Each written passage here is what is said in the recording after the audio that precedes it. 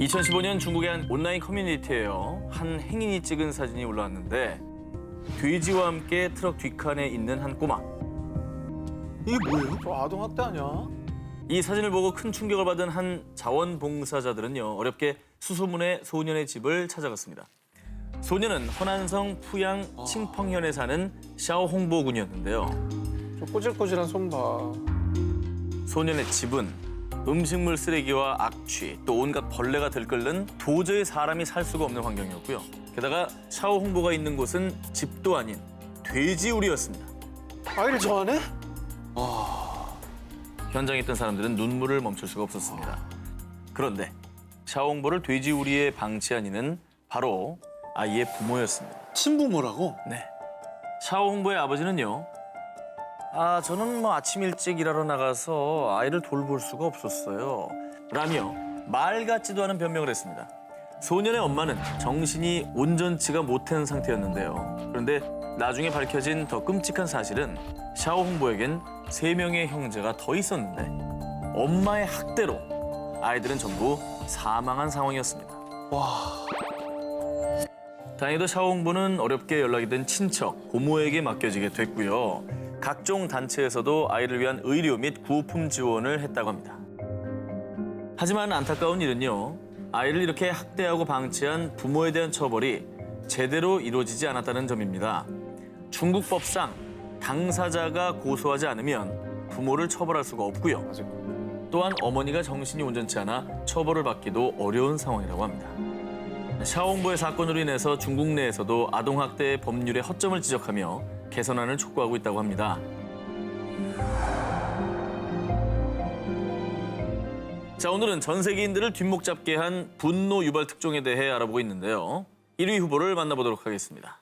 헤드라인부터 공개해 주시죠. 너무 가혹한 사랑의 매. 성폭행을 해도 처벌받지 않는 나라. 그럼 제가 먼저 발표해 드릴까요? 네네. 1983년 요르단의 수도 암만에 사는 14살 소녀 루브나는요. 의사의 꿈을 키우는 총명한 아이였습니다. 그런데 이 어린 소녀의 꿈을 짓밟는 사건이 벌어졌는데요.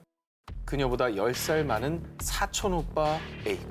아이고. 그는 하교 후 집으로 가는 루브나를 그만 성폭행하고 만 건데요. 진짜 너 미친놈 아니냐. 사촌 오빠였습니다. 네. 더욱 참을 수 없이 화가 나는 일은 넌 집안의 수치야. 가문의 명예를 훼손하지 말고 당장 사촌 오빠와 결혼해. 뭐라고요?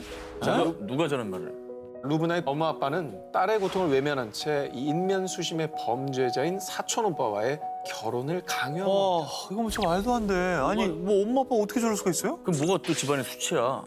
자, 믿기 어려우시겠지만 요르단에서는 실제로 성폭행 가해자가 피해자와 최소 3년에서 5년 동안 결혼 생활을 유지할 경우에는 차별을 면한다라는 형법 308조가 실제로 존재하고 있습니다. 정말 연구 대상이다, 저 법 만드는 사람. 정말 악법 중에 악법인 이 법. 가해자와 결혼을 시켜서라도 가문의 수치를 은폐하겠다라는 비뚤어진 생각이 이런 악법으로 이어졌다라고 분석을 하는데요. 하지만 루브나 성폭행 사건이 알려진 뒤 크게 분노한 중동의 여성들은요. 더 이상 이렇게 살 수 없다라며 목소리를 높였고요.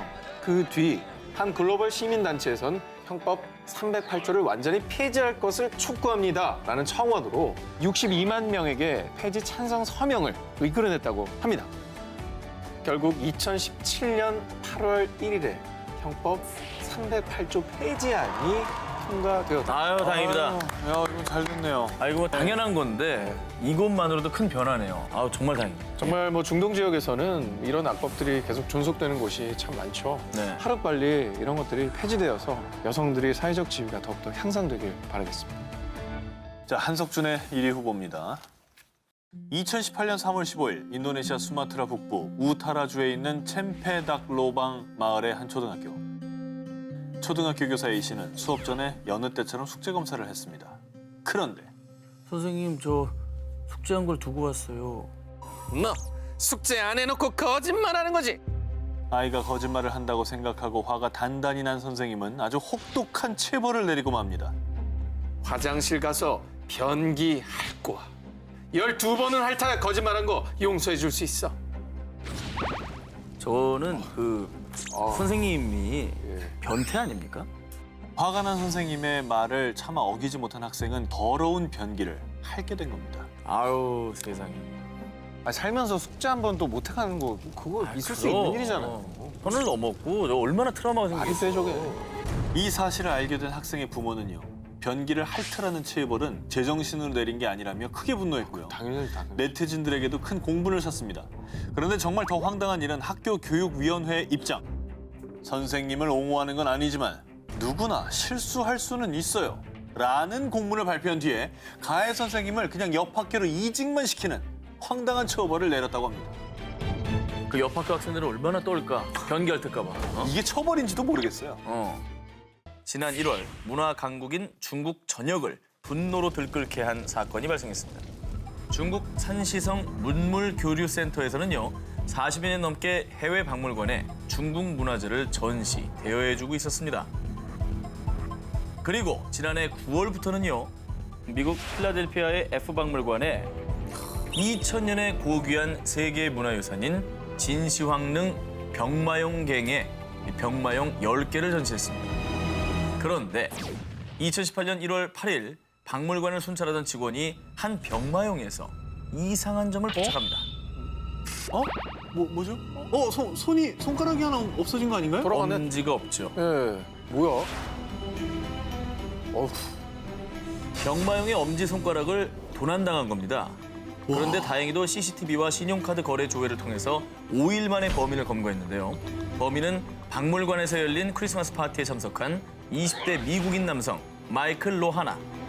그는 전시실에 들어가서 병마용과 셀카를 찍고는 이를 기념하기 위해 엄지손가락을 톡 부러뜨려서 주머니에 숨겨 집에 가져갑니다. 범인의 정체와 파렴치한 행각이 밝혀진 뒤 미국은 범인에게 엄벌을 내릴 것을 촉구한다. 촉구한다! 중국인들의 대분노를 샀고요. 이에 필라델피아시는 중국 산시성 문물교류센터에 공식 피해 사과문을 보냈다고 하는데요. 사과는 뭐해? 하지만 이미 훼손된 문화재는 그 어떤 걸로도 보상될 수가 없습니다. 당연하죠. 자, 이번엔요. 개인을 넘어서 정말 모범을 보여야 할 곳에서 저지른 사건입니다. 지난 2014년 12월 국제환경보호단체 그린피스는 기후변화 캠페인의 일원으로요. 땅에 커다란 플래카드를 설치해서 의미 있는 메시지를 공개합니다. Time for change. The future is renewable. 그런데 이 퍼포먼스로 엄청난 여론의 문매를 맞게 됩니다. 왜 그러죠? 저 뭐가 문제가 있었구나 저는. 그 이유는 이 퍼포먼스를 한 곳이 바로 페루의 벌새 모양을 표현한 나스카 라인 옆에서 이 퍼포먼스를 진행한 거예요. 저기다 그렸다고요?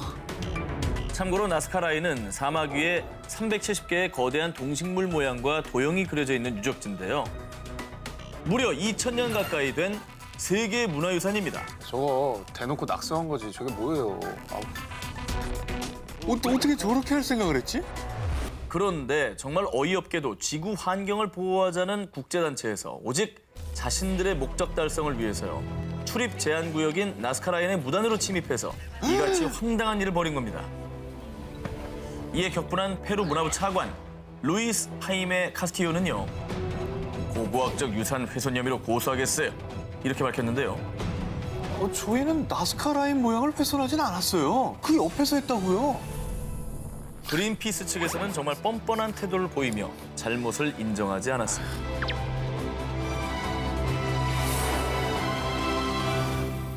전 세계인의 뒷목 잡기 한 분노 사건 19, 18위 공개합니다.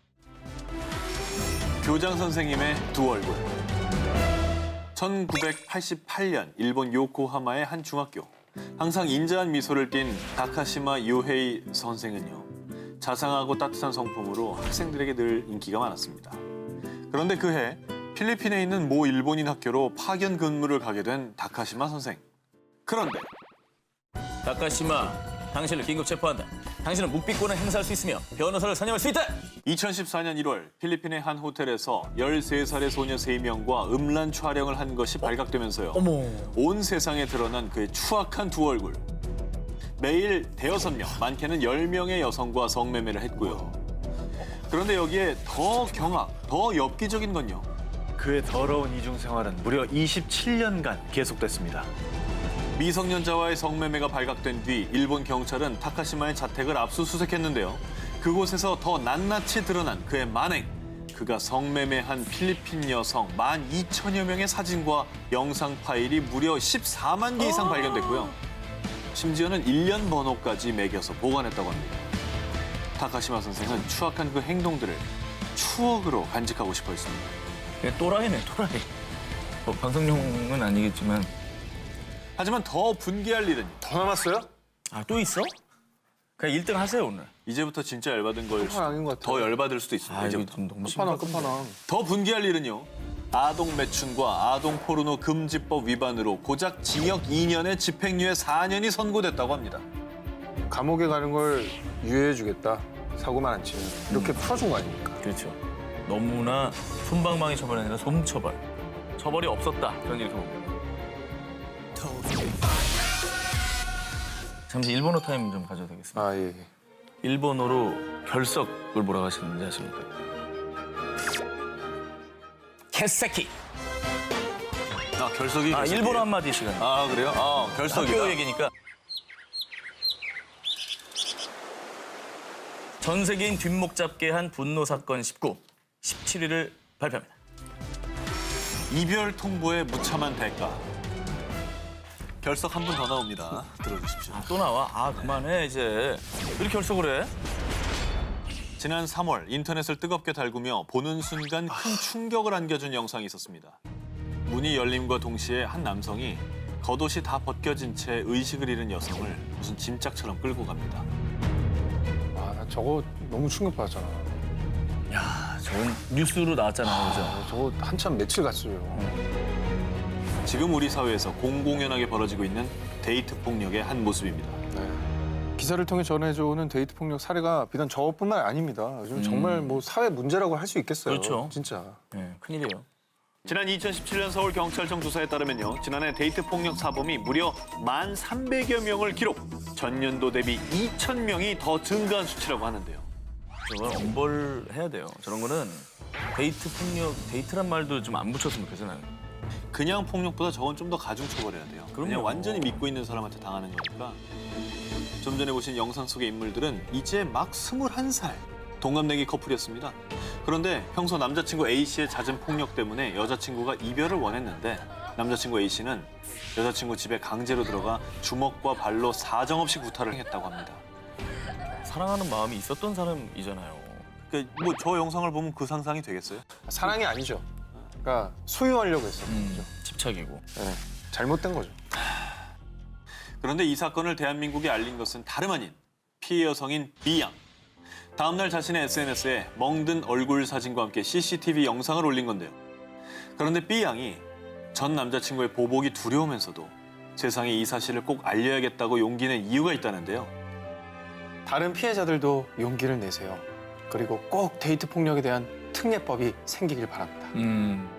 정말 한 기자님 말씀대로 가중처벌을 해야 된다고 봅니다. 정말 믿었던 사람이고 가까운 사람한테 저렇게 당하는 건 정말 네. 뭐 더 위험한 거예요. 전 세계인 뒷목 잡게 한 분노 사건 19, 16위 발표합니다.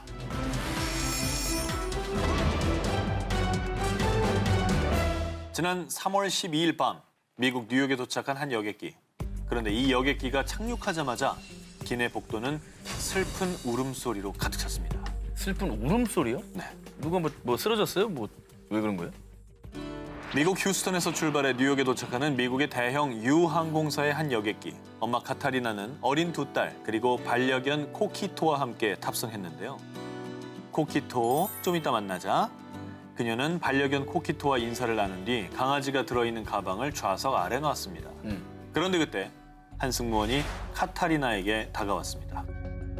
고객님, 가방은 짐칸에 넣어주십시오. 하지만 카타리나는 미국 교통안전청의 규정에 따라 기내 반입이 허용된 반려견 가방을 준비했고요. 사전에 안내받은 항공사 규정에 따라 좌석 아래에 가방을 둔 건데요. 저는 규정을 다 체크하고 강아지를 데려온 겁니다. 아니 근데 짐칸에 넣으라니요? 그런 말은 없었어요. 가방은 여기 둘 수 없어요. 얼른 짐칸에 넣으세요. 하지만 승무원의 태도는 강경했습니다. 그녀는 반려견 코키토가 든 가방을 어둡고 비좁은 짐칸에 넣을 수밖에 아, 없었습니다. 어떡해. 그런데 얼마 뒤 머리 위에서 코키토의 신음이 새어나오기 시작했습니다. 하지만 때마침 반복적인 난기류가 발생해 카타리나가 좌석에서 일어나 짐칸을 열어볼 수 있는 여건은 허락되지 않았고요. 승무원 또한 무관심으로 일관했습니다. 아, 코키토 얼마나 힘들었을까. 어둡고 얼마나 무서워요. 그렇죠. 예. 무슨 상황인지도 모르고. 그 정도만이었으면 얼마나 다행이었겠습니까? 근데 그런데 약 3시간 30분의 비행 끝에 뉴욕에 도착한 카타리나. 그녀는 곧바로 짐칸의 문을 열어 코키토가 들어있는 가방을 꺼냈는데요. 반려견 코키토의 숨소리가 더 이상 들리지 않았습니다. 어머머머머. 그리고 함께 여객기를 탄 한 탑승객이 이 모습을 SNS에 올리면서 세상에 알려졌는데요. 비난의 중심에 있던 승무원은 가방 안에 강아지가 들어있는 줄 몰랐어요. 뭔 개소리야. 라면서 황당한 변명을 늘어놨습니다. 여기에 또 비난이 거세지자 결국 유 항공사는 사과 성명을 냈다고 합니다. terrible event happened and it should have never ever happened and I just want to know everybody in the 그런데 말이죠. 네. 이 항공사의 이 끔찍한 만행이 더 속속 드러나게 됩니다. 지난 2017년 세계를 충격에 빠뜨렸던 영상이 있는데 보시자마자 두 분 기억하실 겁니다. 폭력적으로 승객을 비행기에서 끌어내린 이 사건 역시 유 항공사의 이야기입니다. 저게 말이 되냐고. 정원보다 더 많은 항공권을 판매한 유 항공사. 결국 좌석이 부족해지자 유 항공사는 마음대로 컴퓨터 추첨을 통해 강제로 자리를 양보해야 할 4명의 승객을 뽑았습니다. 이 뽑힌 4명 중에 베트남계 미국인 내과 의사 데이비드 다우가 포함돼 있었는데요. 내일 중요한 수술이 있습니다. 저는 절대 이 비행기에서 내릴 수 없습니다. 다우는 다음 날 오전에 수술이 있다며 하차를 거부했습니다. 그런데 몇 분이 지났을까요? 갑자기 건장한 2명의 남자가 다우의 양팔을 잡고 자리에서 끌어냈습니다. 이들은 공항 경찰들. 이에 다우는 강하게 저항했지만 좌석 손거리에 얼굴이 부딪혀서 피가 나고 와. 바닥에 옷이 쓸려 정말 만신창이가 된 채 다우를 질질 끌어냈습니다. 피 흘리면서. 아니, 승객들이 뭐라 하는데도 저를 끌고 네. 나간다? 정신 나갔어. 이 처참한 모습은요, 다른 탑승객들이 영상을 찍어서 만천하에 공개했고요. 승객에게 결국 무력까지 행사한 유 항공사는 큰 지탄의 대상이 됐습니다.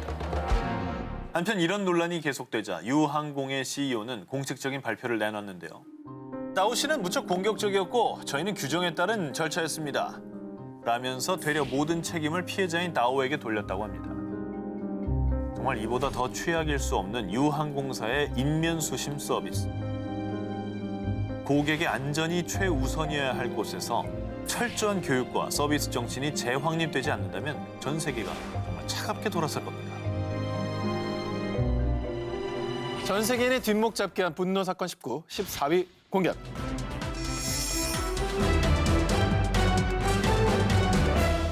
이곳은 남아프리카 공화국의 한 의류 매장입니다.